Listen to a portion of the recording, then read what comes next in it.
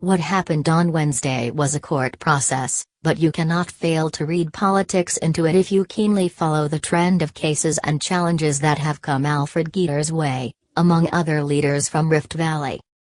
Kenyans on social media, as may have expected, expressed their varied opinions on how the Keter situation has been handled. He is a public officer, but he has been subjected to tribulations every time he questions the government.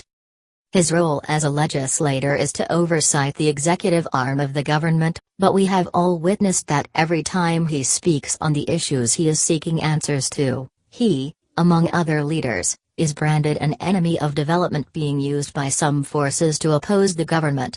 Keter has all along been playing his constitutional role not only as a member of parliament but also as a high-ranking member of Kenyan society.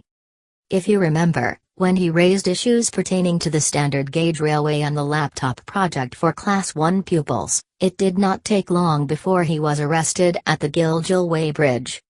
And just the other week, after he and I, among other MPs, vied for various parliamentary committee chairman positions, he was arrested on allegations that he forged treasury bills, a matter that is in court and I do not want to comment on it.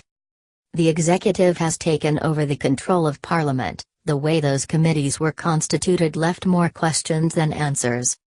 For example, in my case, where I went for the chairmanship of the Agriculture Committee, the argument the Jubilee leadership had was that the Cabinet Secretary for Agriculture would come from Rift Valley, but when the cabinet was constituted, you know who took the position.